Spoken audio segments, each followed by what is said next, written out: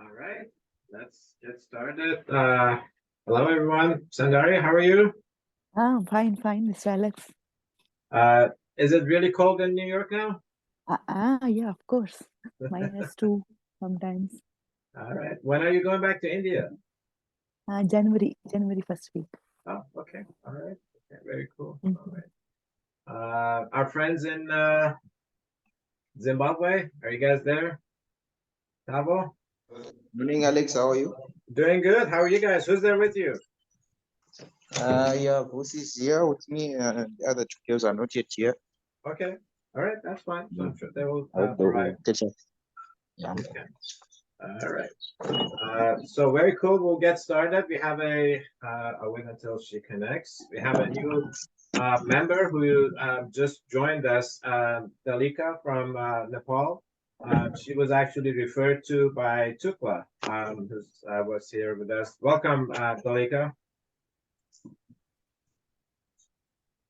All right, so we'll get started. I'm going to share my screen so we can do a quick review of what we've done in the past couple of weeks. And we'll start with today's lesson.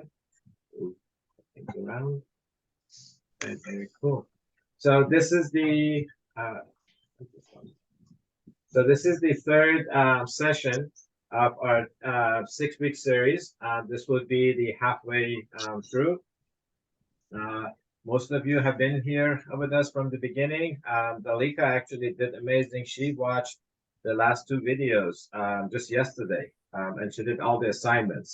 Very proud of her and proud of everybody else. I know everybody's busy with their life activities, but as we talked about last week, our finances is something that we have to allocate some time to it. We cannot just get to it whenever we have time.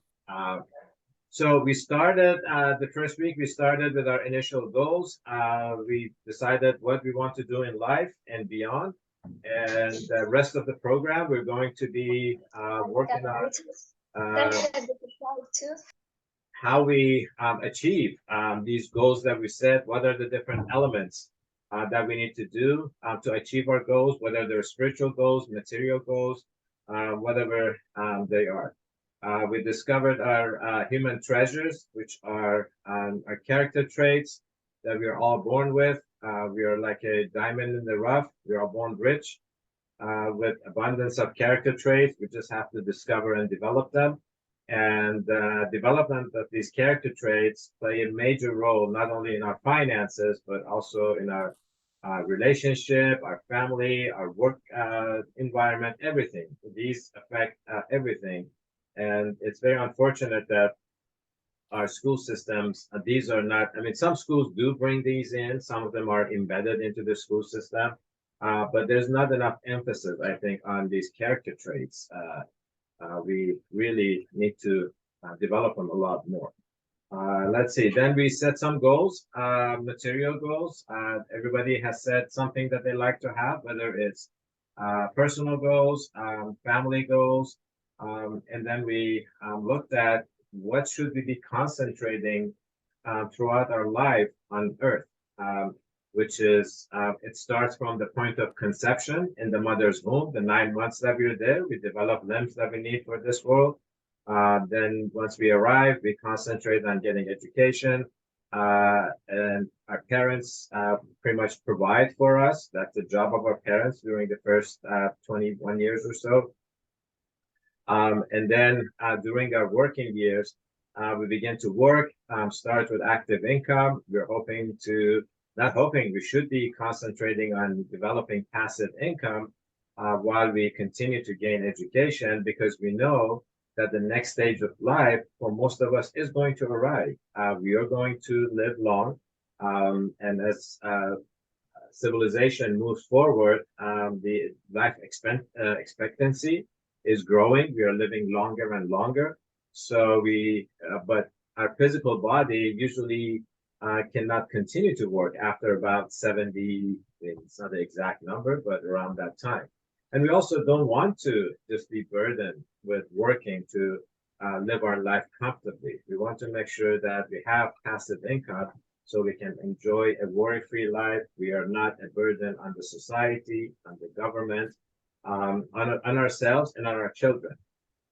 And all along, while in this 70 to 100 years that we are on Earth, we also need to concentrate on our spiritual development, because these are necessity for the next life. For those that believe that there is a next life, we can leave a legacy behind, whatever that is.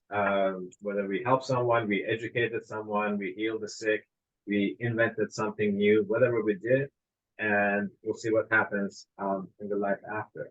And everybody did set their legacy. What is it that we want to leave behind?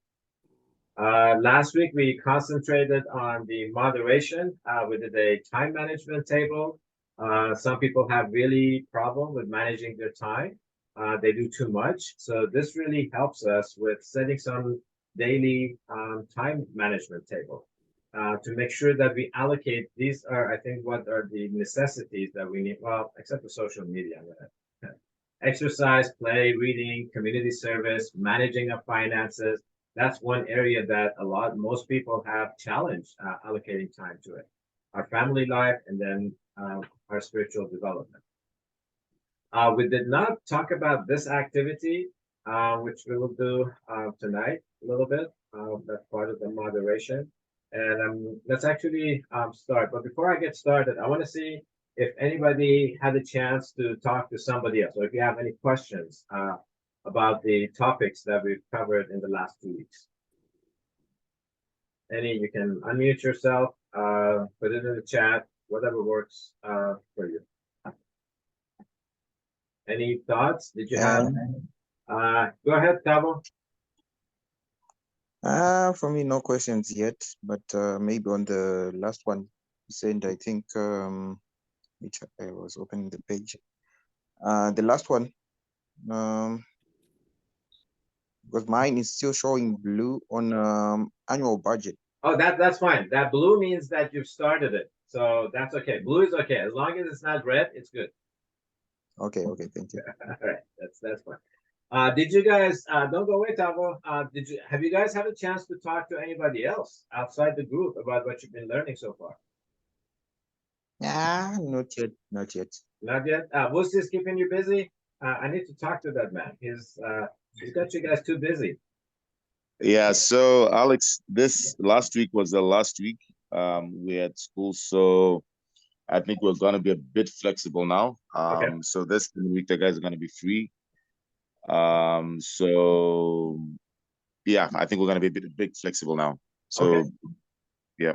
All right, you guys have, especially you, will say you have some catching up to do on the assignments. So, but hey, I'm not gonna tell anybody.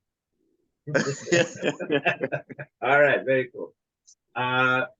So I know that Zdenko. Oh, I thought I'm here.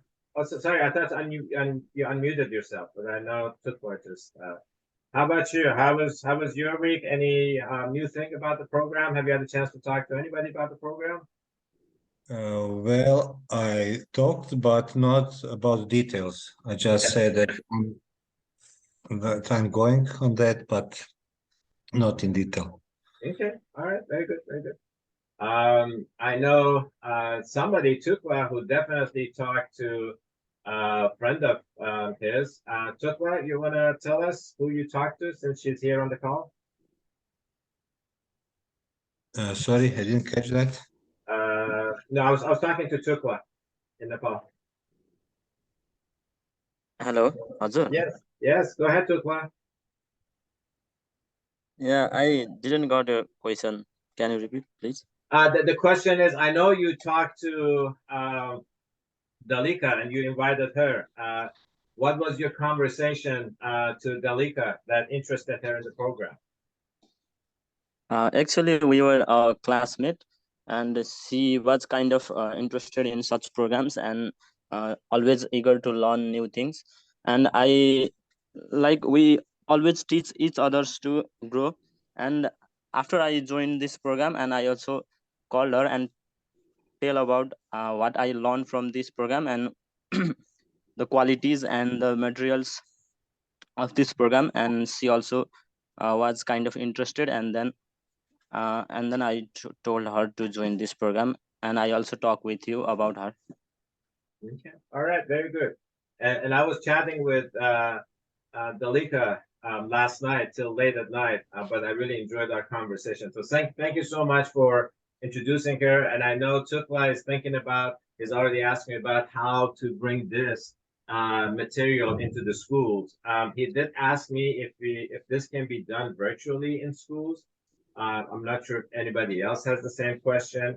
What we have been able to do is that the virtual program that you're attending, it's really good for young adults and families.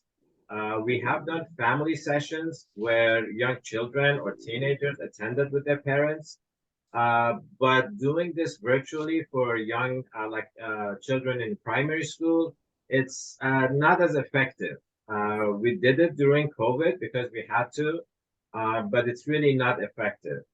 For children, young children in primary school age, it's better to do it in person, print the material, or if they have access to computers and internet, we can use the online worksheet, but the lessons needs to be presented in classroom. And particularly since we use the treasure box and play money, that is very hands-on for children that needs to be in person. So I just wanted to add that in. All right, so continuing with our conversation from last week on moderation and balancing, this is one of the activities that we do. So I'm going to ask the group, who creates a shopping list before you go to supermarket? Does anybody do that? Or do you just go to the supermarket and buy whatever you want? Any thoughts?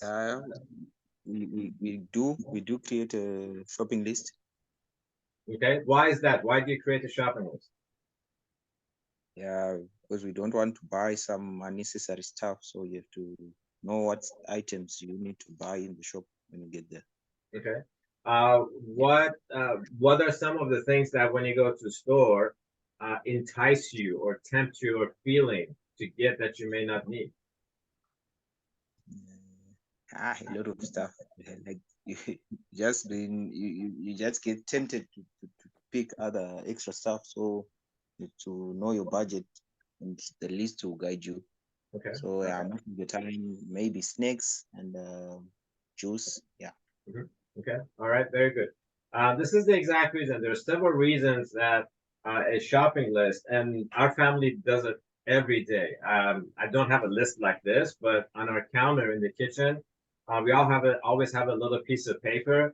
It's mostly as the week goes by and we run out of something, we just record it in there, so we don't forget. That's one of the reasons we do that. And also, yeah, like Tawa was saying, we don't want to be tempted because I'm sure probably it's the same here in the US. When we go to supermarkets, you see not only food items, but you also, but you,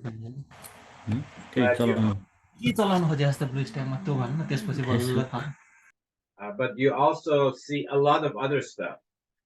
Especially when we go with children to supermarkets, we see toys, we see electronics, we see things. So making a trip to the supermarket could be very dangerous. And also, if you've noticed, in the supermarkets, they always put the necessity stuff all the way in the bank, in the back of the stores. For example, we all need to drink milk. I know in the US, milk is always on the back of the store in the fridge.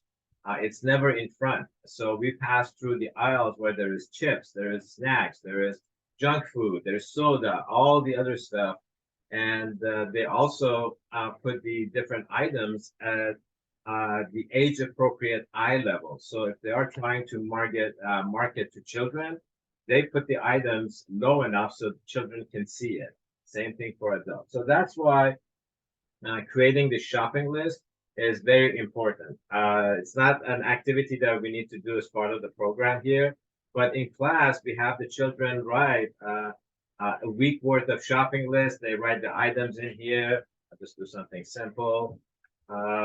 Milk, juice, And then we teach them the quantity, we ask them to write down, let's say 2. And how do we buy milk? Is it by the kilo? Is it by the liter?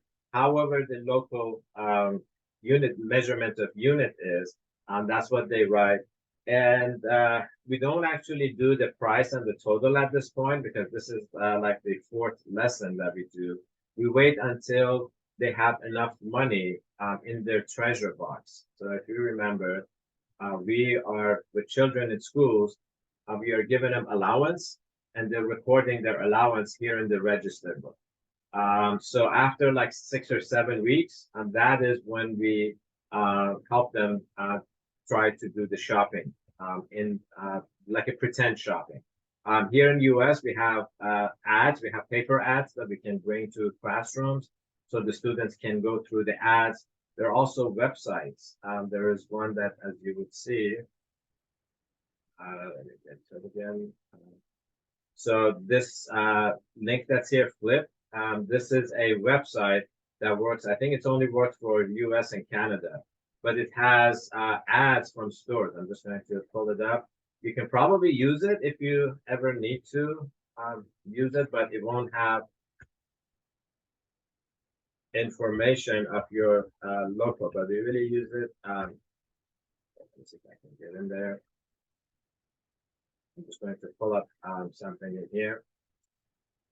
So if I'm shopping for rice, this is actually a very good tool for us because it allows us to do comparison shopping. So if I'm looking for rice, I can type it in here and it will pull up rice with different prices in different stores. So I can do a little bit of comparison shopping. These are all different stores around the area where we live that I can go buy rice. It really makes it easy for us to do comparison shopping without even leaving the home. So that's how this website works. This shopping list is very interactive for the kids. They love it. And also, however much they have in the register book will show up in here. So this number is coming from the register book. We also teach them here. We teach them about various methods of payment, whether they can pay by cash, check. I don't think many people are using checks anymore. Debit, a credit, e-pay. And then also we want to help them understand that we need to be environmentally conscious and not use a plastic or paper, but use a reusable bag. That's what we need to do. All right, so that's the activity that we do in the classroom with the children.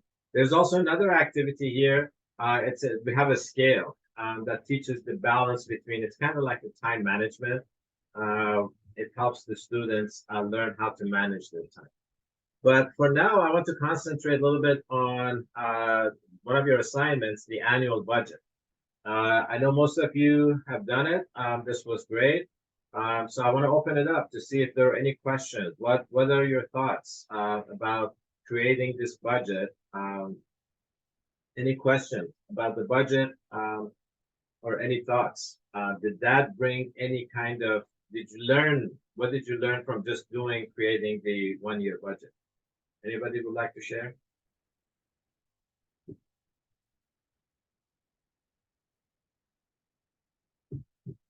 Everybody's quiet today.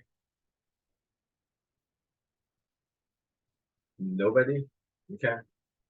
Can I pick somebody's budget sheet and put it on the screen?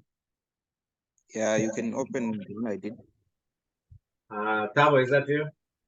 Yes, yes. Okay. All right. So I'm opening. I have yours. And I put your annual worksheet. So you want to walk us through it? Tell us the different items that you put in here. Yeah, mostly from outgoing spend. Yeah. Okay, so you're still getting some money from your parents. You have a job, and from student loan, they're giving you some money, and then you have some investments. So your total incoming for the month projection is 740, and then you are projecting your expenses as these. So as we talked about, the system automatically does the calculation. So it says you're expecting 740 to come in, expenses of 505. That should leave you 235. Did that when you did this, did you learn anything new about how you spend your money? Yeah, mean a lot. What did you realize? Like my spending way over. Okay, all right. Okay, this is one of the very powerful thing about creating a budget like this, because I have never met anyone, maybe I don't know, Einstein could do that in his head, but most people, we cannot do these kind of additions and keep track of and think about how much, how much money comes into our pocket, but where does it go? Until we put it on paper, it's very difficult. Are you going to make any kind of adjustments? Yeah, Or did you- I learned it. Okay, what are you going to cut back on? Yeah, some unnecessary like entertainment, eating out, mobile bill phones. Yeah. Okay, all right. And why do you want to do that? I mean, isn't money for us to? I mean, it seems like you have enough. Your incoming is 740, outgoing 505. It seems like you have enough to spend. Why would you want to cut back on your spending? Yeah, I can invest it into something, save it or budget it. All right, very good. So in order for us to create that stream of passive income, really cutting back on our expenses, especially when we are young, is absolutely necessary. Now, this doesn't mean that we starve ourselves, we don't buy things, we don't do things, but we try to cut back on unnecessary things, whatever we can, however we can save, because that's going to help us in the future. Our family have definitely experienced this. We've been really conscious of what we buy, what we spend money on, the unnecessary things. And that what really allowed us, even though when we had a lot of money, I'll give you an example. In 2011, I'm not sure if I have mentioned this before, but we had a startup company. It was in technology, and we were very fortunate. We started in 2004, and then we sold the company in 2011. And I received a nice cash out. And our friends encouraged us to go buy a bigger home. And I said, why? Why do we need to buy a bigger home just because we have money? So we decided to invest the entire cash out from that sale of the company into real estate. And that was 2011. By 2016, it was well enough that neither my wife and I had to work anymore. And that's what has enabled us to concentrate on this program. And I think we're going to be set for life, because we have real estate investments that every month is producing income for a family. Anybody else would like to share about their experience on the budget sheet? Mr. Alex, I was wondering up to what age we can give this to the children? This is not for children. This is for adults. Okay. You can begin, we do sometimes introduce this to like age 12 or so, not for themselves, but for like if they can work with their parents. Because at a young age, until our teenagers begin to work, they really don't have a lot of expenses because parents are paying for everything. But if they can work with their parents, this would be something good, but it really needs parent involvement. So parents will have to give them the numbers, get them engaged. And unfortunately, a lot of parents don't really have the patience to do this with their children, but we can always encourage them to do it. Okay. All right, so we're gonna move on. All right, so if you remember, now this was the easy part of the budget. Creating a budget was easy. You probably spent half an hour or something and put it all together. Now the hard part is recording the actual numbers. And since we're starting it from December, please remember to either write down your expenses for the month of December throughout the month. Again, some things are fixed. You probably know what it is. You're paying your rent, a home loan, or something like that. But then there are things that changes every week. Supermarket, maybe mobile phone, how much we eat out, how much entertainment. So keep track of all of those. And then the goal would be by, let's say, January 15, you will complete, you will put in the actual numbers in the gray column. So this is the most difficult habit to develop in financial life. As I've mentioned before, some people are willing to give up their life before they actually write this down. We had several adults that we told them you have to do this, but they just couldn't bring themselves. And we also told them just use a piece of paper, a napkin or something. It doesn't have to be this complicated. I think some people, some adults have fear of writing down what they do with their money because that shows them where they are wasting their money. So let's keep that in mind. And the blue color is going to the blue tab down here. That means that you've started this process. And then once you do it a few months, we'll turn that into green because it's continued. All right. Yeah, okay. Yes. Good question. No, No, I was just saying okay for the For the yeah. Okay, very good. Now, so this is how much money comes into our pocket and where it goes. But then as we saw, we want to make sure that some of it is left, that we can do investing and doing other stuff with it. And that's where the concept of assets and liabilities come. Can anybody describe what are assets and what are liabilities? You guys got to participate in this conversation. Well, Go ahead. okay. In assets, we have all property that we have, material, sometimes unmaterial, and in liabilities, there are all obligation that we have that not right now, even in the future. Okay, very good, very good. So that's exactly right. Assets are things that are valuable. They have any kind of value. And as Zdenko said, they don't have to be necessarily material stuff. We like to consider, as we've seen, we are born rich with character traits. So those are assets. Our talents are an asset to us. Our family, our children, our community. These are all different assets that we have. Some we can put a value on it, but then some they're not tangible, so we can't put a value. Then we want to break down the assets. Here we're going to mainly concentrate on the material assets that we have in life. So there are some assets that generate income. For example, if we have treasury bill, if we have rental property, they do have some value, but then they also generate income. So for example, if you have a rental property that is worth $50,000, then we are hoping that from this 50,000, maybe we are gaining some monthly income.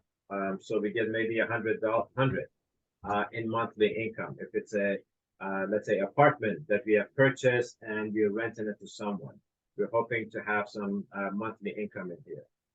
If we have treasury bill or savings account, well, savings accounts are down here, but stocks that gives us monthly or even quarterly dividend. Those are usually low, but maybe they do give us something.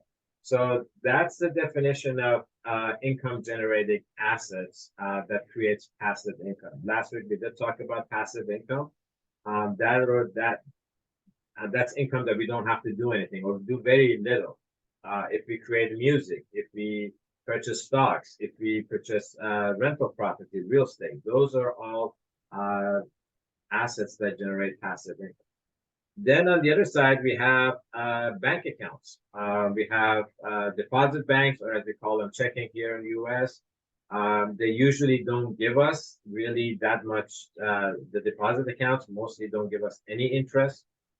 Savings account, this number does not represent US at all. Most of the US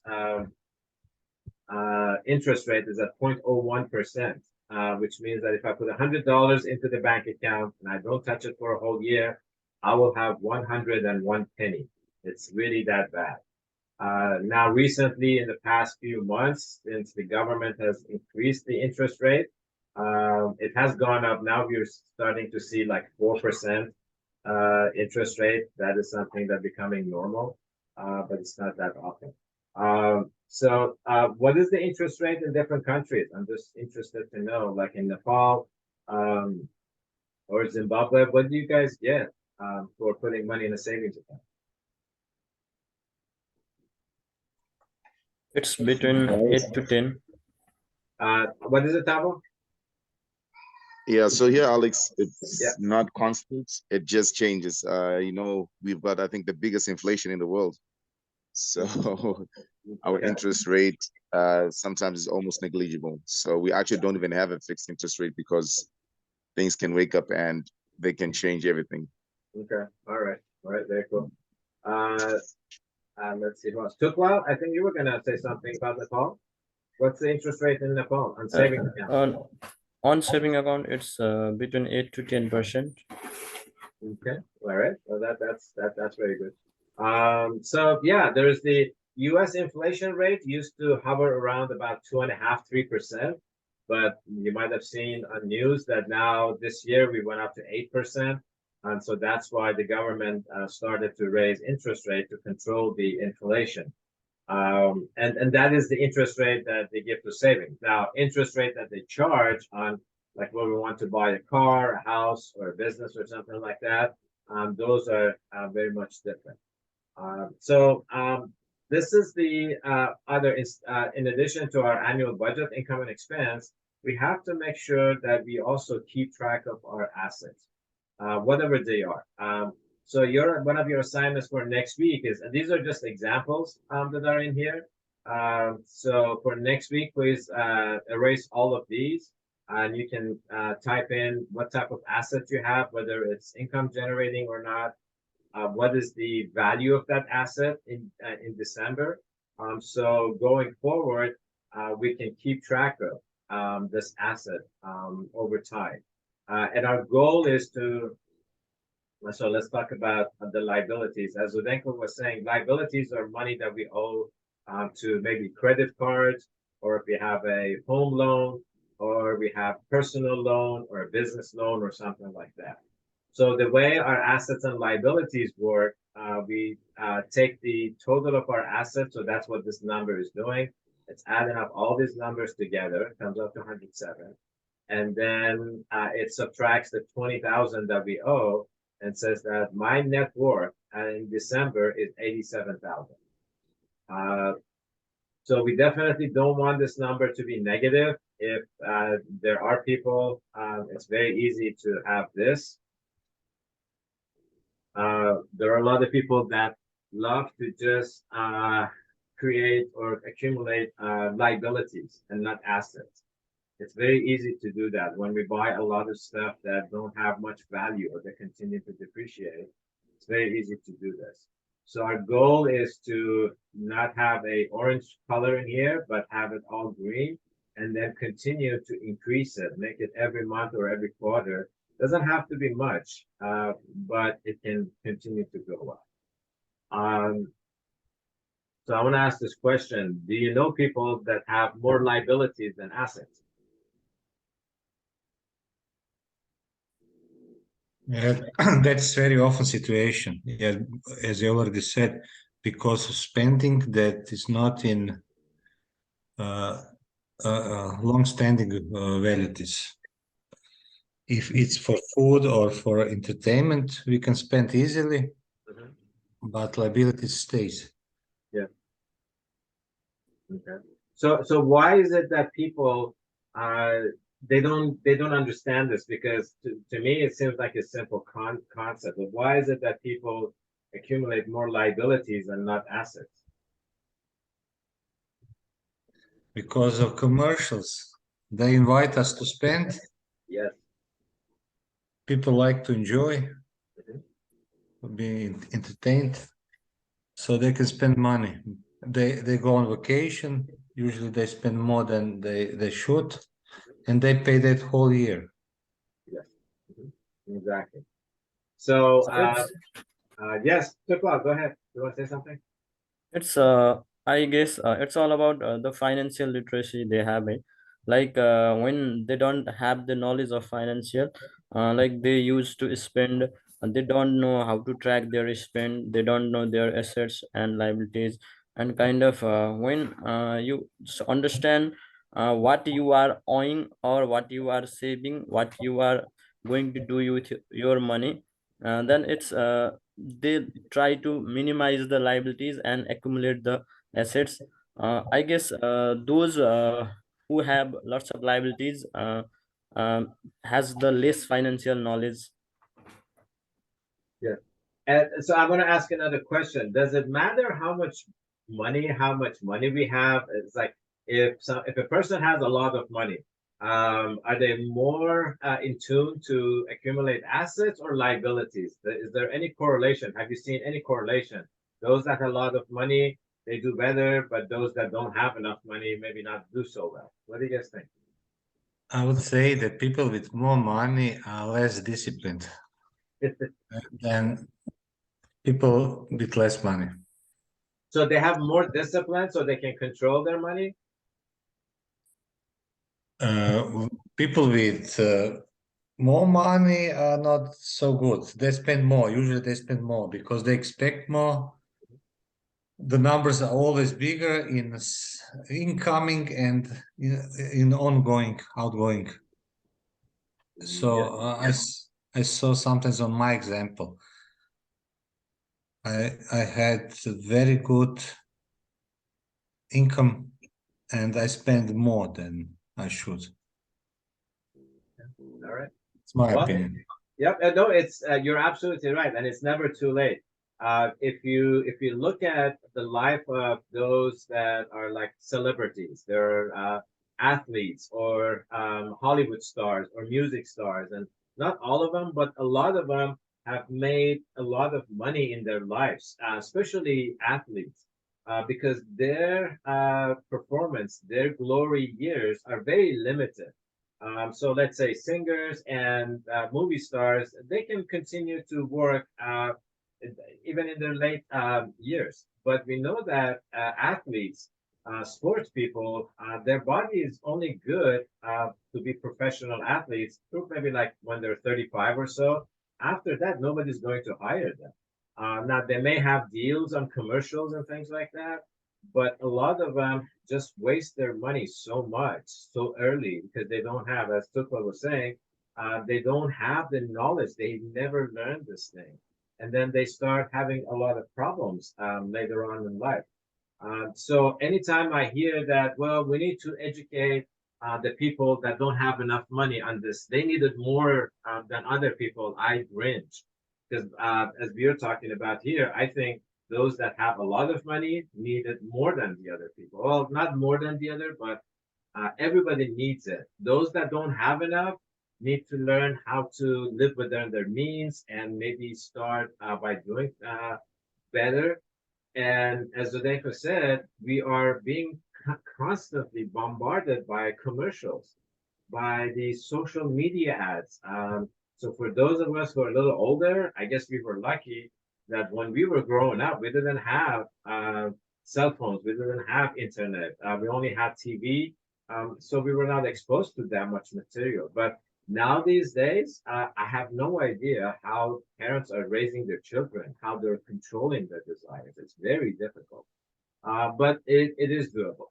So this really helps us. And we have seen many families that we worked with. Actually, right at the beginning of COVID, we worked with a family of 6 in London. And when we started, I'll pull up their sheet after break. I think they started with 10,000 pounds in debt, just as Zdenko was saying. And I asked them, where did that money go? They said, oh, we took a vacation to Disney, one of the Disney parks, and they borrowed on the credit card, and they were trying to get rid of it. And we worked with them for a whole year, and I have their information. In 1 year, they paid off their entire debt, their entire credit card debt, and their goal was to actually purchase a flat in London. I need to go back. This was 2 years ago, so I need to go back and ask them if they've actually achieved that goal. But this is something that we have to do. We have to look at our finances, our income and outgoing every month, and then the assets and liabilities along the same time. Now, this one we don't have to keep track of like on weekly basis because we are not spending. We can do this even once every 3 months. But as long as we see we begin to see growth and accumulation. And it is essential because we want to make sure that we accumulate more and more of the income generating assets and not liabilities. This is one of my fortes. I love doing this stuff. My wife and I actually have our budget and asset liabilities for the 30 years that we've been married together. I can go back in 30 years and look and see how much money we were spending, and not that I ever do that, unless if I get bored, but I just love doing this stuff. And if you remember, we talked about that this is not something that everyone enjoys. So if you don't enjoy doing this, find a partner, find somebody who can encourage you, and I'll be more than happy to do this. Because again, it's not something that everyone enjoys doing, but it's absolutely necessity. I just saw the comment from Ruth. She says some assets depreciates when they stay or kept for a long time. It could be one of the reasons why people keep liabilities than assets. That's very true, Ruth. One of the things that we have in US is because of the credit system that's available, not recently, but in the past years, people would just love to change their cars every 2 years, which I don't understand why. They just go, it's not even purchase a car, they're like renting a car from the dealers. And we call it a lease in here. They go get a new car, they drive it for 2 years, and their justification is that, well, I don't have to worry about the car breaking down or changing. But we know that most cars are built to last at least 10 years or so. So whenever they do that, it's like they're constantly paying money for cars. And that's very unfortunate that the system exists, because the only people that benefit from it are the car dealers. But that's what it is. All right. Any questions on how this assets and liabilities work before we continue? Nope, you're all good. Oh, I do have another sheet. Let's see. Okay. So this is another way of looking at our income and assets. So most people generate active income, whether it's as a child, we were doing extra chores, employment, self-employment, and then so forth. And they use that to pay for their expenses, life necessities, travel, jewelry, clothing, and so forth. Then what we want to do is like migrate to the passive income. And I'm not saying that this is easy. It's very difficult. It is becoming, I mean, there are new ways of doing this. I'm not sure how it is in other countries. You can help me out with this. But when I arrived in the US 40 years ago, if I wanted to buy stocks in the stock market, I would have to actually go to a place, to a brokerage house, to open up an account, and then I would have to like read the newspaper to see how the stocks are moving, be really involved. So I was never even involved in that stuff. But I was investing part of my retirement into some maybe mutual funds and things like that. But now we see our children, they are on their phone and they are trading stocks. Maybe not all stocks, but they're trading stocks. It's like something so simple. Actually, a few nights ago, I was doing this program for a group of high school kids. And they said, yeah, when we're sitting in class, we're on our phone and then we're trading stocks. Like, aren't you supposed to be listening to your teacher? Do you see that such a system available in your country? Is that available in other places besides the US? Yeah, no. No? Okay, not in Zimbabwe. Zdenko, what about in Croatia? Is it possible for to trade the stocks easier? It is because banks or brokers have these platforms on the internet, on the mobile phones. But I noticed in Croatia after crisis in 2008, the trading with stocks is going down.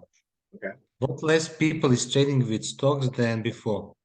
We have a golden period between in 2000s, between 2000s to 2008 or 2007. Okay. Even me, I had some stocks, but I don't like because in Croatia you can profit with bad company Mhm. without no common sense. But Okay. you can lose with even the best company. You can lose because the quantity of people without knowledge is so big. They influence a lot on this trading. Okay. All right. Okay. Very good. Yes, and this is something that I do tell the young ones that while it is exciting, they can see immediate results, like they buy, and they don't even have to buy a whole stock. This is the other thing that is happening, is that in the past, like during my time, our time, if we wanted to buy a stock and it was expensive, we would have to, let's say if there was something that was $500 a share, we would have to have at least a few $1,000s to be able to buy maybe 4 of them.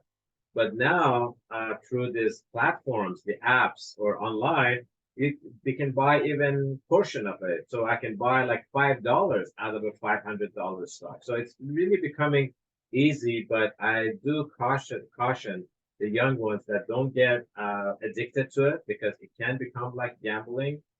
For a long term, it's okay, but not for short term. But anyway, so we start with active income. These are the types. Sometimes we move over to business ownership.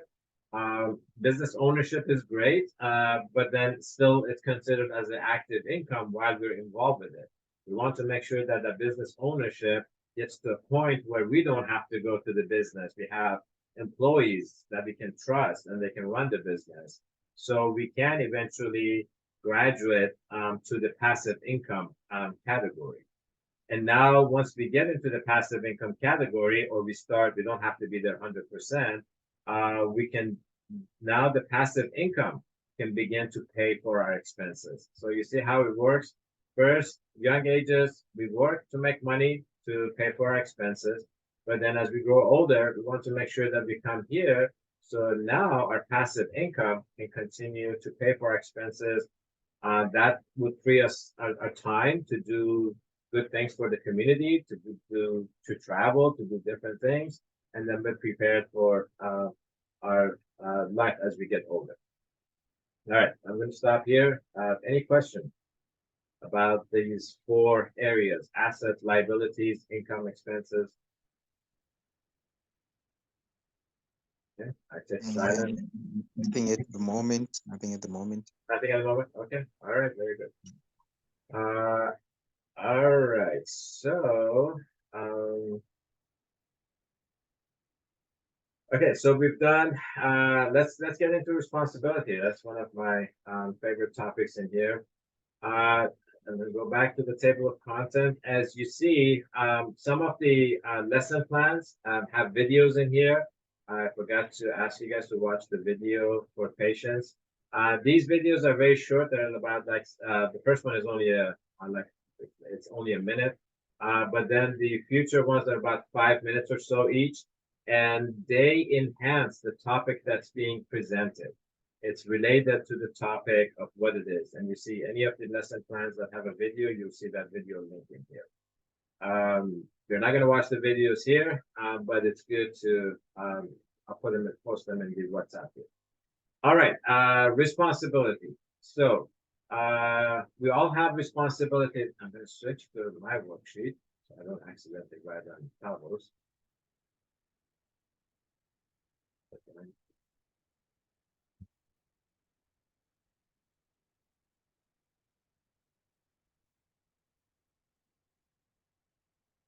So we all have responsibility as we are born as from young age around the house. What are some of the responsibilities that you have around your household? Anybody would like to share with us? Making bed, sweeping, take care of garden, cooking, cleaning dishes, washing clothes, and cleaning washroom. That I have. Okay, very good. Thank you, Dalika. All right. Other friends. Anybody else want to share their responsibilities around the house? You can open my seat. Okay. Let's see.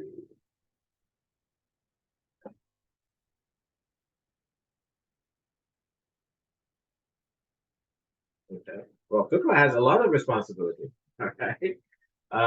Cool. So the idea of this table is very much like the time management table.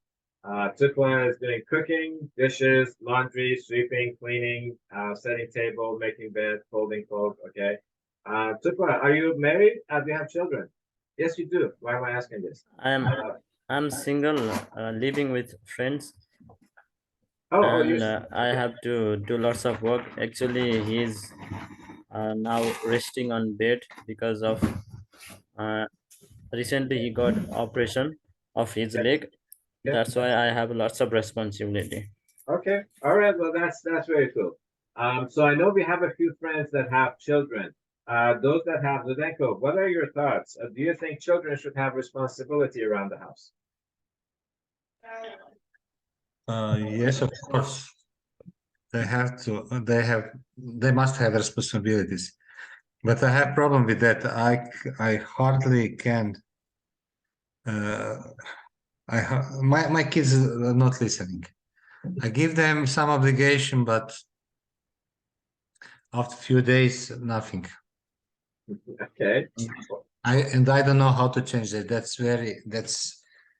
That's big issue for me and for my family. Okay. Anybody else? I'm not sure. I think Sundari, you're the only one who has children in the group beside me. Is that right?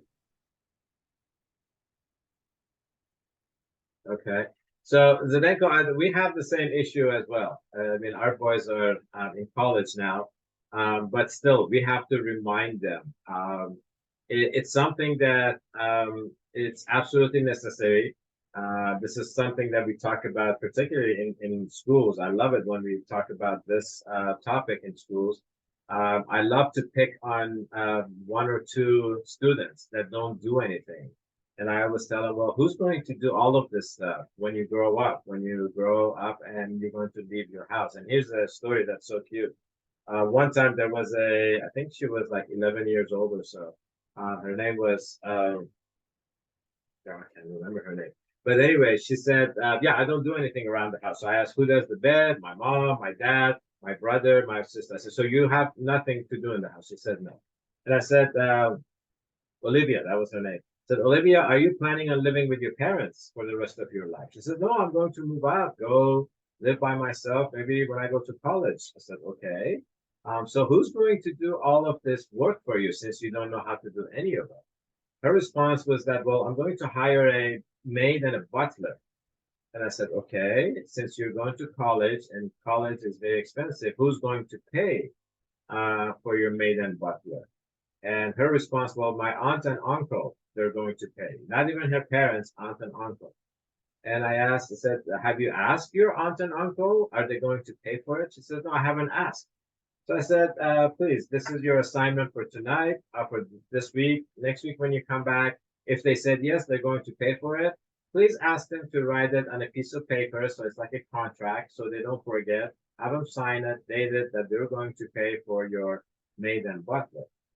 So the following week, when she comes back, her head was down. I asked, Olivia, did you talk to your uncle and uncle? She said, yes. Are they going to pay for your maid and butler? No. What are you going to do? I started washing dishes last night. So sometimes it's that simple reminder to our children that responsibilities around the house is always there. It has to be there. One thing that has helped us in the past is to have like this sheet, this table in here, somewhere in the house, maybe on the refrigerator, and then have their names. It's like, and this is the whole point of this chart in here. It's like cooking. Well, Tukwa is by himself and he's taking care of his roommate. So he's responsible for cooking. every day of the week. And so column B is when we budget, when we accept that responsibility. And then column A is like, did we actually do it? So he is done. This is great to, and then Thursday, Friday, and Saturday he hasn't filled that in yet. It's for us a lot of habits that we need to develop for finances is being able to keep track of our money, our time, our responsibilities, our chores. So that's something. Now, my next question is, should we pay our children to do their chores, particularly the chores that are listed in here?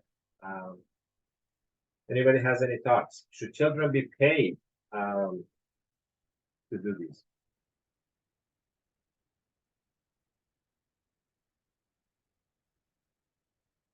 Any thoughts? Yeah, I don't think they should be paid, but they should be given something like an initiative, an incentive at the end of the month or weekend, just to motivate them. You mean to do all of these, chores? There should be some kind of a motivation, some kind of a reward. And not really, Okay. but just an incentive, but not in a way just to like to pay them. I think there should be a combination of allowance and money for chore. Okay. So Alex, it's actually go ahead. It's actually quite funny that you've raised that up. I think I was listening to the radio a couple of weeks ago, and people were discussing about this. And I think the main thing that was coming up from a lot of parents, I'm not yet a parent, but there was a problem where it then seems like kids now feel entitled that if I do my chores, I should get paid. And there's the balance also that they also have to be responsible. So I think there's that little, there has to be a balance, I think, Yes, you can reward them for what they're doing, but they also have to know that it's part of their responsibility. So even if they don't get paid or they don't get incentives, they should know that that's part of their responsibility as well. But they should not then get entitled to feel like, if I do this, I should get paid. Okay. All right. Ruth, you have your hands up. I know you put comments in the chat. Go ahead. Yeah. Children should not be paid when they do something. The spirit of offering their service should be encouraged. But if you give them something after they do maybe some house chores, then the spirit of service is being deprived from them. Okay. Thank you. Yeah. Very good. I have the same feeling too. The way we presented in the class is that, like I said, we talk about and we do tell them there are only 2 times in our life that we don't have any responsibility, and both of them are the times when we are in diapers, when we are young, when we are a baby in diaper, and then at the old age, which some of us do end up going back into diaper. Those are the times that nobody expects us to have any responsibility, like house chores. So children should not be paid. They should be raised that I have to do this. Now, if you ask your child to, I'm going to just put something in here, wash the car, well, that's not a chore. Either the parent needs to take the car outside to be washed or wash it themselves. So that they should get paid for, because that is not their responsibility. But folding clothes, everything that Tukwa has here, these are, it's absolutely necessary for them. They need to learn it and they need to do it. And their allowance, remember, we talked about allowance. We think allowance is absolute necessity. It should not be tied to allowance. The reward is that they'll have they'll learn how to cook. They'll have clean dishes. They should not expect their parents to do everything for them. And I know it's difficult. I'm not saying it's easy. Often we put out in our kitchen, we put the rubbish bucket outside, just outside the cabinet, so it can be taken out. and our boys passed by it several times, and I said, boys, are you guys blind? You don't see that the rubbish can is to be emptied out? Yeah. It's like, so it takes a lot of effort, a lot of and now I think more than before, because kids are, or even us adults, we are so consumed, we are so much into our devices. Even when we are not in our devices, our mind is just kind of like wandering around for whatever that is. We're thinking about the stocks that we're purchasing or buying, or some TikTok video that we saw. We're not paying attention to our surroundings. That's something that's unfortunately really going away. But please, for those that are going to be parents, please remember that it starts from a young age. We don't start asking our kids to make their bed when they are, let's say, 15. We do that at a young age. We ask our kids to put their toys away from a young age. And again, I'm not saying that it does work. I have two young adults that are still living with us, and we still have to remind them. It's like, please do this, please do that. But I see them a lot better than some of the other kids that we use. So being responsible is one of the character traits that we really have to work on doing that.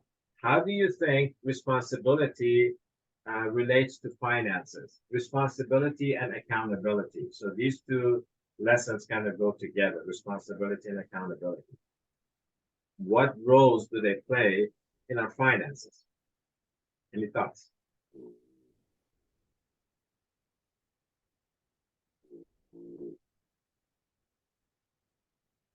If you are very, very good in responsibility and accountability, we will tend to pay back the loans properly in correct time. So that we will not end up in deep loan problems. Yes, exactly. That's why we put responsibility and accountability as part of our program, because it's the foundation of our borrowing system. Now, the question is, do we have to borrow? I mean, can we live without borrowing? Is that possible in our society? Anybody has any thought? Is it possible that we live our lives throughout our lives without borrowing? And not necessarily just money, mostly about money, but is it possible that we never borrow anything?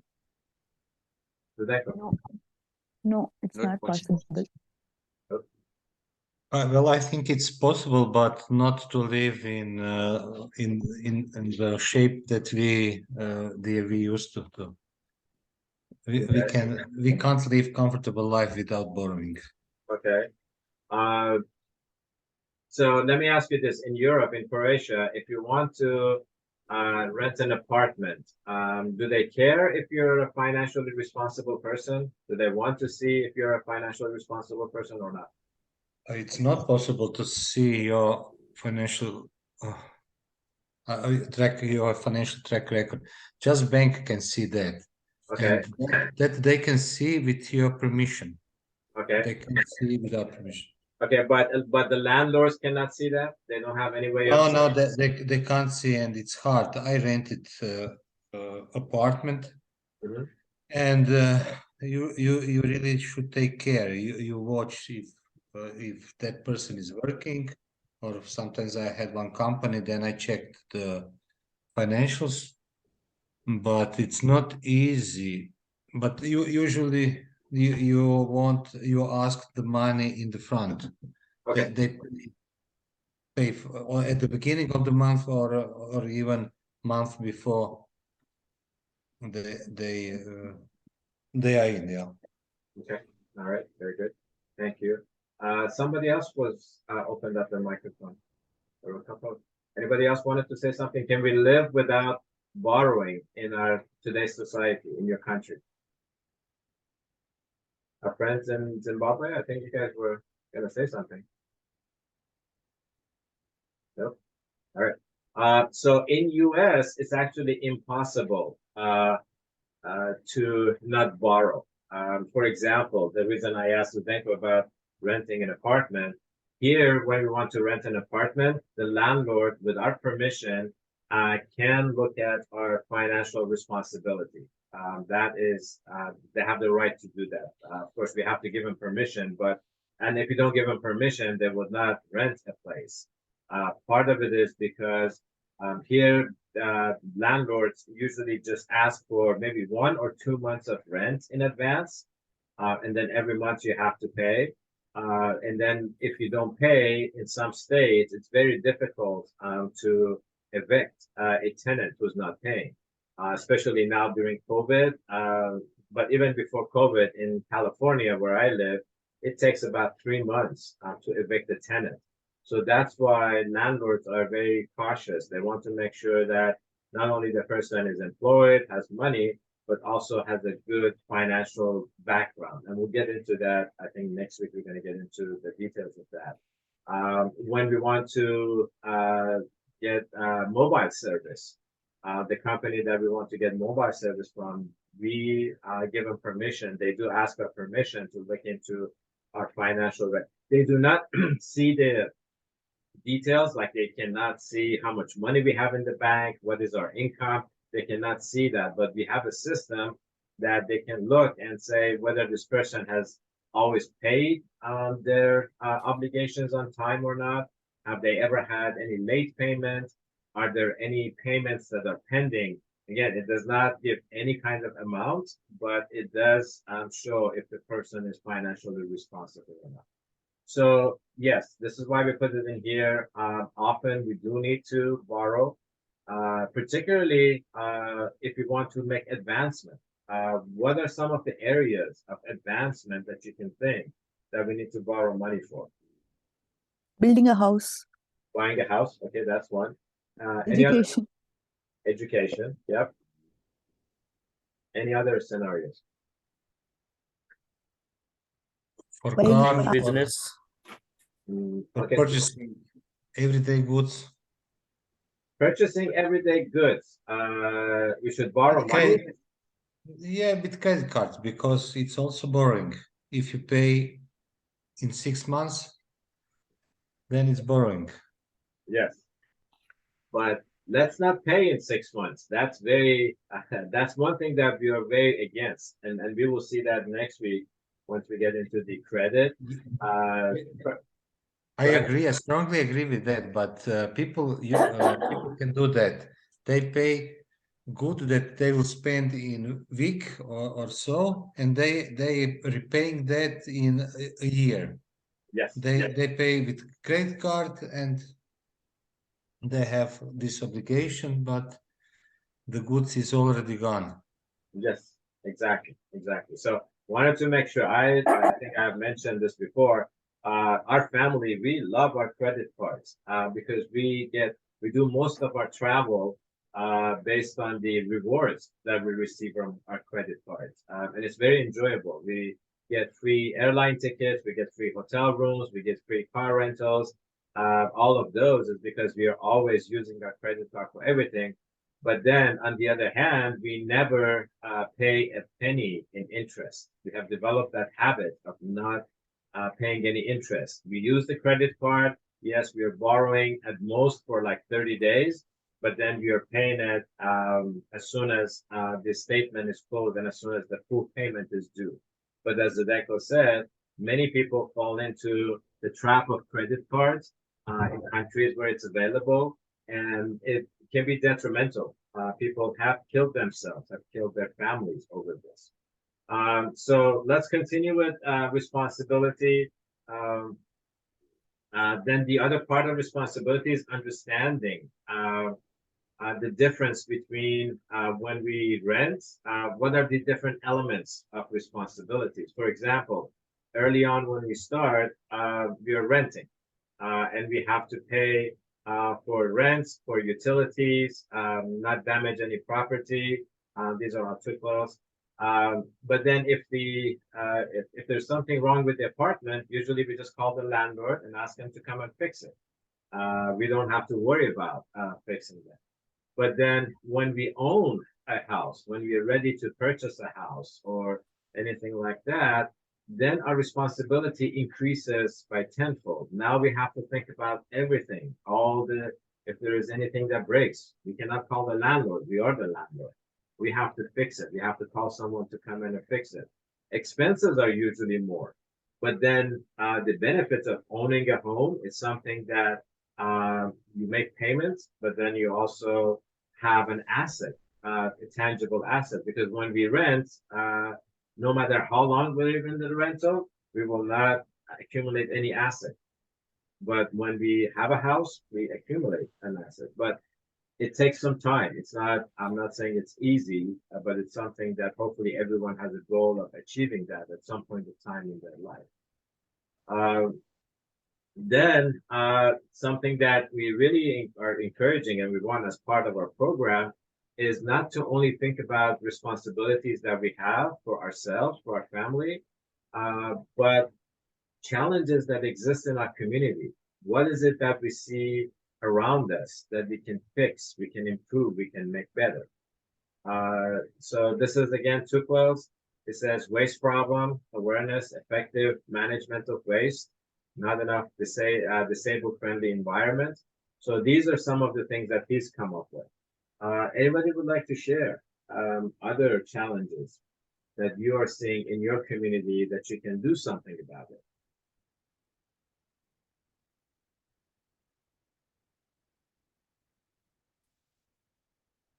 Any volunteers? Yeah, mine is pretty much is the same as Chupau's. You can open my. Let's see. This one. Okay, what do you have in there? Okay, power cuts, traffic jams, garbage disposal. Okay. So you have some solutions in here, Tavo. How are we going to start on these? I mean, shouldn't we let the government do this stuff? Yeah, like where we live, we have it's like a council. So sometimes they have meetings there. We lodge our complaints, this and this and that. So they are the ones who take those complaints to the local governments. Okay. What do you think about trying to do some of the work amongst the community members themselves? I mean, not the big stuff. Obviously, the big stuff we need government sponsorship or support and things like that. But are there things in our neighborhood, in our community, the council that you go to? Are there things that individuals can get involved in and improve? Yeah, like the neighborhood watch. There's a lot of break-ins and thugs on the streets. So every night we have like 2 or 3 guys in each street, like members of the community. They contribute on their payments and stuff. So, and like on the roads, there are potholes. Just like local people, they go, like they can choose a date, go and fill them up, and yeah, something like that. Okay, all right, very good. So that is great. So that's what the group is doing for the community that you know and you live in.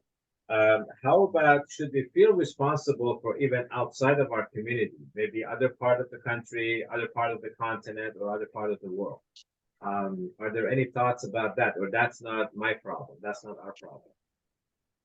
Yeah, it's our problem. We should feel responsible for something like now the issue of global warming, the environment. Yep. We should spread awareness on that. Okay, all right, very good. And that's what I totally feel. I mean, I've been blessed with having the freedom, the financial freedom, so I can do this. And of course, I cannot do this by myself. We have a team here, there's my wife here, and then all of you guys that come in and really participate in a program like this.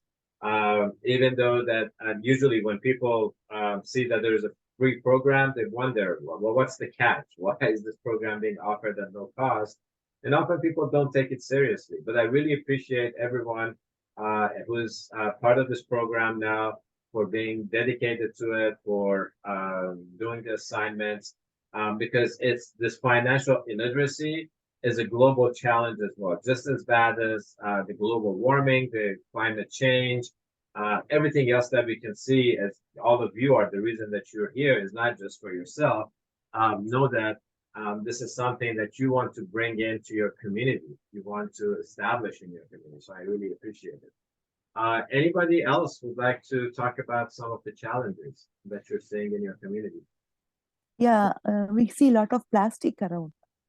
Wherever people go, they just leave the plastics behind.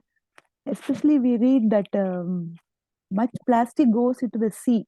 Very small particles of plastic goes into the sea and it kills even big fishes. So what I try to do is I try not to use much of plastic, and when cutting also I don't cut very small portions, because only those small portions are creating more trouble. So keep it full as much as possible. Okay, all right, very good. There was actually a report I was reading.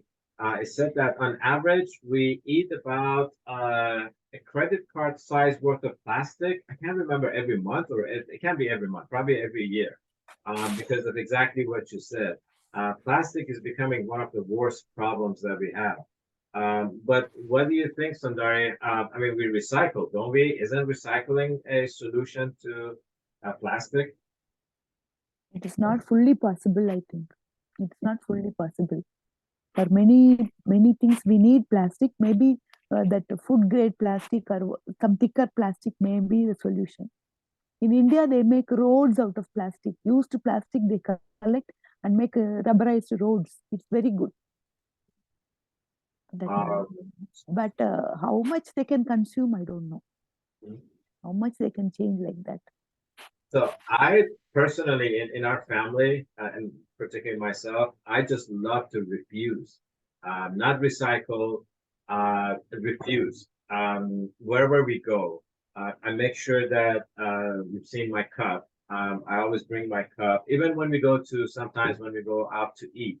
If there are places that I know, like if you go to a restaurant and they're going to use silverware and cup, regular glass or cup that they're going to use, I don't bring it. But any other place that we go to, like fast food, I don't take their cup. I don't take their straw. I don't use plastic utensils because I bring my own, and I've developed that habit of doing that. So, because I cannot understand why we have to continually use so much plastic. When we go to supermarket, I always bring my reusable bag, or even don't use the thin plastic bags to put like fruits and stuff like that in there. It takes a little bit, but I think we all can do something about it.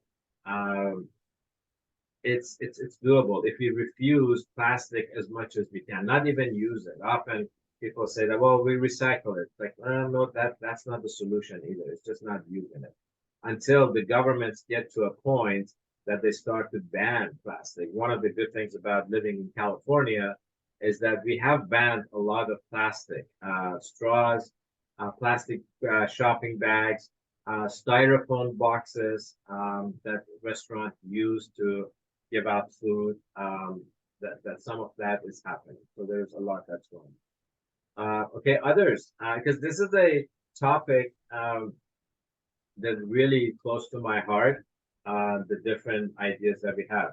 Ruth, go ahead, please. Yes, in my country, there's a lot of deforestation. People are cutting down trees to burn charcoal, and they are not even replacing. So there is need for the community also to get involved and train youth to be planting the trees. Also, in terms of plastics, the community should be sensitized on how to separate biodegradables and non-biodegradables and reuse the plastics. Maybe they can make wax and make cobra, or they can make stools for sitting on. Yeah, so there's need of the youth to engage youths, especially because they are very energetic to walk around and sensitize some of our parents, our grandparents, and their fellow youths, those who have no idea on how to reuse the plastics. Thank you. Sure, but shouldn't we just leave our children and youth? I mean, it's their time to play and have fun. Shouldn't we just leave it up, just leave them alone? And isn't that like the responsibility of us adults to fix these problems? What are some of the thoughts about that? Yes, even the children should be involved so that they start developing that habit of taking care of their own community and think about its cleanliness. Okay, all right, thank you.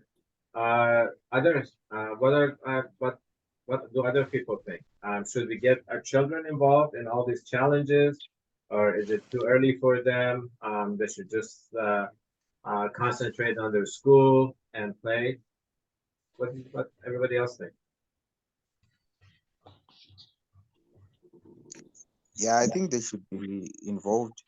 Like for us, for instance, when we go out on those trips, like we get to a lodge or a place that's clean. So when we have our activities, they litter around clothes, papers, water bottles. So after each session, we gather them around and we encourage them to pick up the whatever litter is there to leave the place clean, and we tell them what are the benefits of a clean environment. So I think they should participate. Okay, all right. I think they should be involved from the very young age. They should not be done like big issues, but like some small issues like visiting old age home and donating some of their clothes, some of their time, and planting trees, like small activities which can is done by them, and like it's to feel great about it. I think it should be like teach them from the very young age, and small things, like not the traffic jams, power cuts, like big issues, but small issues should be uh, kind of it's their responsibility. I think they must feel about it and they must contribute to the society. Okay, very good. Yes, definitely.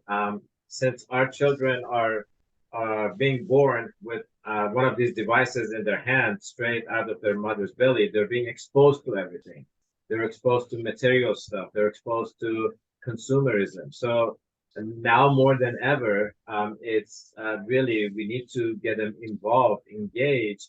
Not, of course, just like Tufo says, we didn't have to have them think about traffic lights or traffic jams and things, but little by little. And they have so much energy, they have so much passion and new ideas. This is something that we always look at. It's like if any of us had knew how to fix the challenges, we would have done it in many years back. But we don't know. We need to develop this attitude that we're always learning. We will talk more about this during the last session.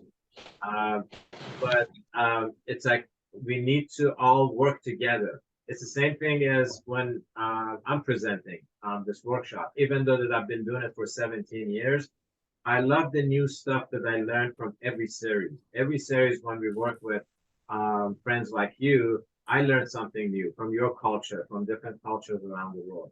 And it's only through that attitude that we're learning. Nobody knows how to fix this. And then also relying on spiritual powers. Again, we'll talk more about it during the last session, but it's getting together. I mean, if we leave our children and youth alone these days, we know that all they would want to do is just spend time on their devices. They don't even go play outside. They just want to be on the devices, on the internet, watching YouTube, watch TikTok or whatever that is. And it's just a waste of their time, as opposed to while they can be engaged in some of the problems that we have. Zdenko, how about your kids? Are they involved in any kind of service, anything in your community? In what kind of service? Any kind of service. I mean, besides going to school and being part of your household, are you guys involved in any kind of community service or anything? No, no. They have a lot of obligation, but all they are connected to some activities Okay. in the school or outside of the school. But Any? I'm thinking, but actually no. They I don't know. One goes to scouts and they have some. They sometimes plant the trees or something, but that's not on the regular basis. Okay. Is there any particular reason why, as a family, you guys haven't done more of a service projects or getting involved in the community? Or has it just been you've been busy? We are really busy. What I do is often I help my friends something. In before in the past we have that culture that people helps, the neighbors helps one to another. If you're doing something on the house, they helped you. But now that's not so often. But I do sometimes. I help past weekend. I helped my friend. He had some works on the house, and I helped them. I spent all Saturday for that. Okay, all right. So I really encourage you. I mean, as much as you can find, because that's also one of the habits that hopefully we can instill in our children, in our youth, is to live a life that we provide service to others. So if you remember, I'm going to go back to where we started, some of the scriptures that we read. Go back in here, pull this up.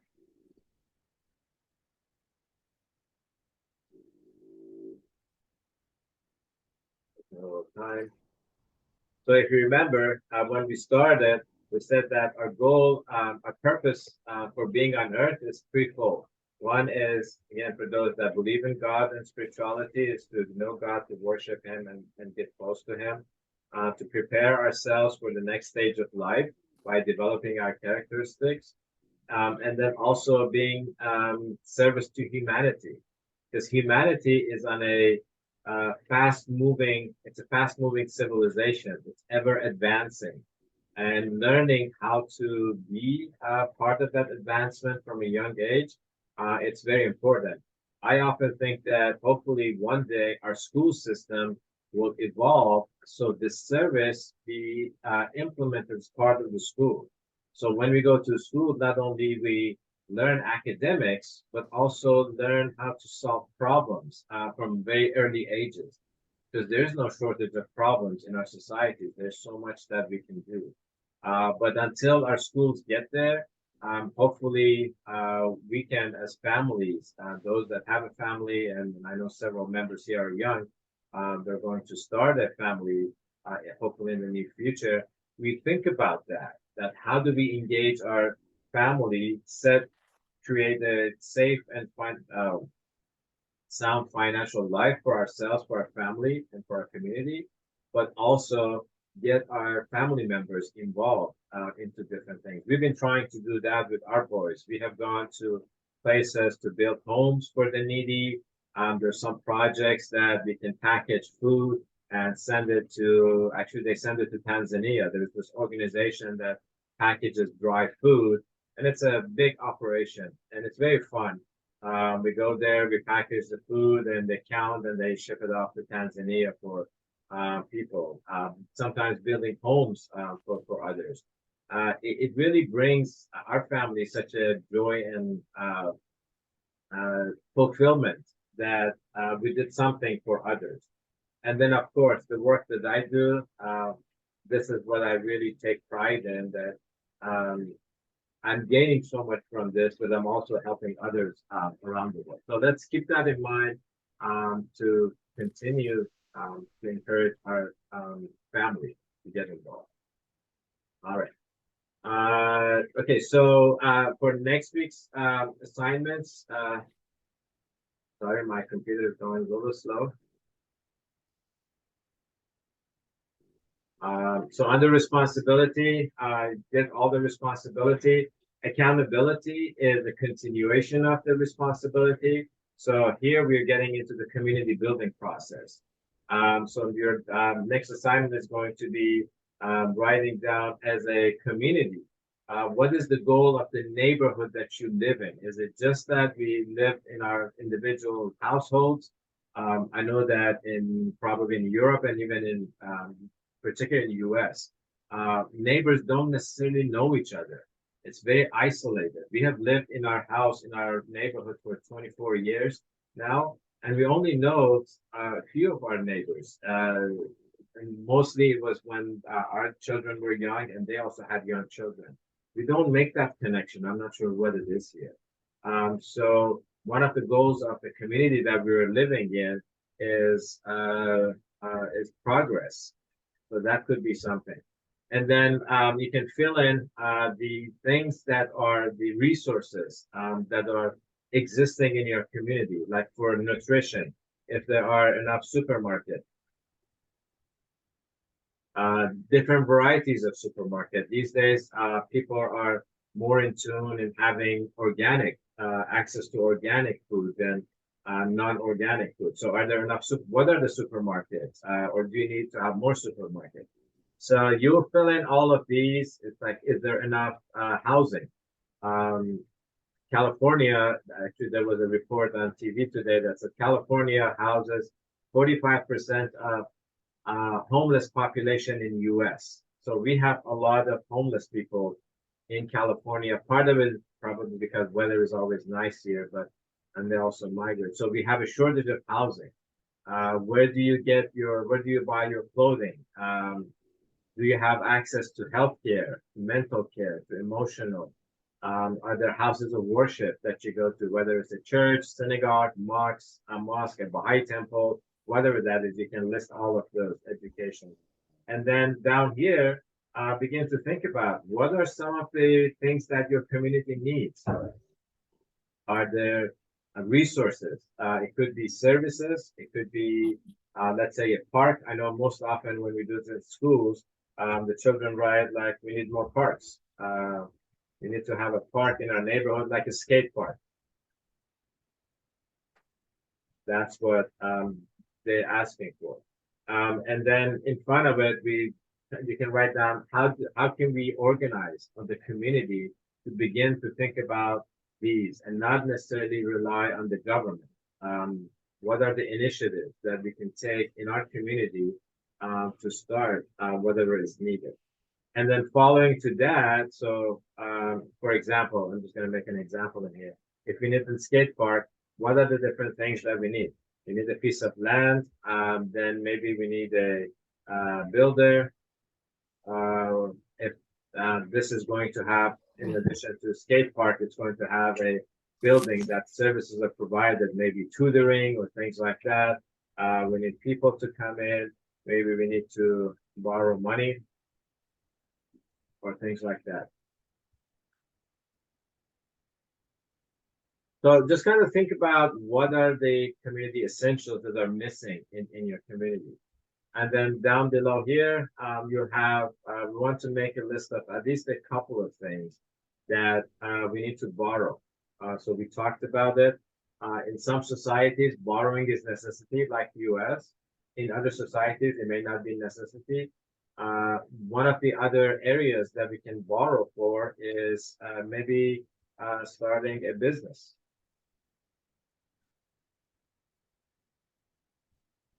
Has anyone tried to start a business? Has anyone ever had an idea to start a business here? Yeah, I have many ideas. The one that I have is the one of Oh, what happened? Tavo, you went muted. Tavo, we lost you. Okay. While we wait for him to oh, there you go. Hello. Sorry. Okay, yeah, you were talking. So what are some of your business ideas? Yeah, I want to start a resort, like at the farm, build Okay. a house there, and Okay, so that's one idea. if you're starting a business, like if it, Ruth, go ahead, please. Yes, I also want to start a business. I started one some time back, but unfortunately, I had no much knowledge on how to go about it, and it didn't proceed. I have this idea of opening a preschool and lower primary. On the other hand, for those like the orphans and the OVCs, maybe those can be paying less, but those parents who are able, I can be charging them even more so that I also raise some resources and provide some basic needs for the OVCs and the orphans. Thank you. All right, very good. So yeah, that's just one example of when we want to start the business, often we need to borrow money. So that's what we need to do. A collateral could be that if we already own a house or own a car, I don't know, something like that, that could be a possible collateral, or even jewelry that we might have. So let's say if I own a car that has some substantial value and I still need to use it, maybe a bank or a friend or something like that would be willing to give me a loan with the car as the collateral. So if I cannot pay back, they will take the car away. And the compensation in the money form is usually interest. So this is the other assignment for next week is to think about community essentials. What is it? We should only be borrowing for making advancements. We'll talk more about borrowing next week. And then what are some of the advancements? College could be something. In the US, college is very expensive. And a lot of people borrow, unfortunately, they borrow too much for college. So that's the other area. Let me see what other topics we need to talk about tonight. That's about, okay. All right. Any questions on the topics that we presented tonight? We might finish a little early or today. I keep saying tonight because it's almost midnight here. I know everywhere else is in the morning. Any questions?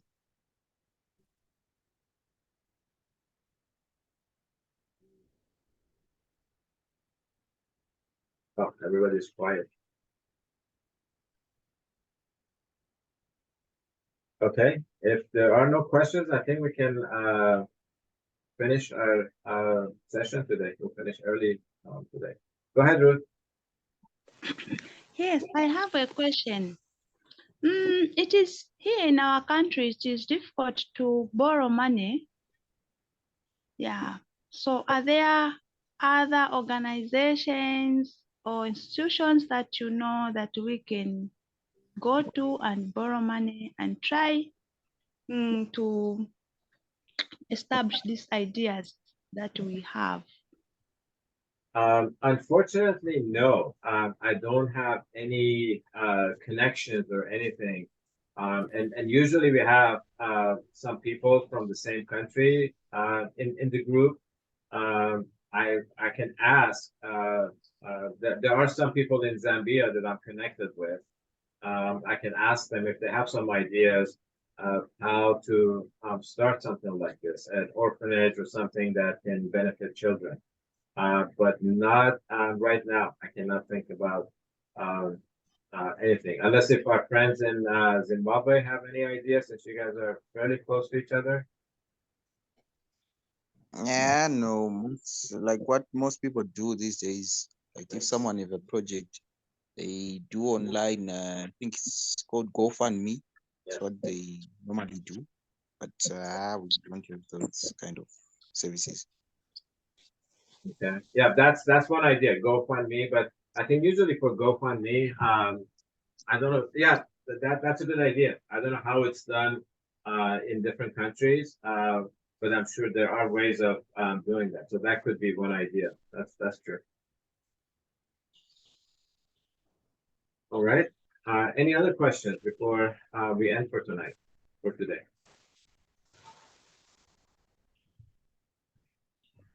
Very good. Okay, well, thank you so much, everyone. I will post the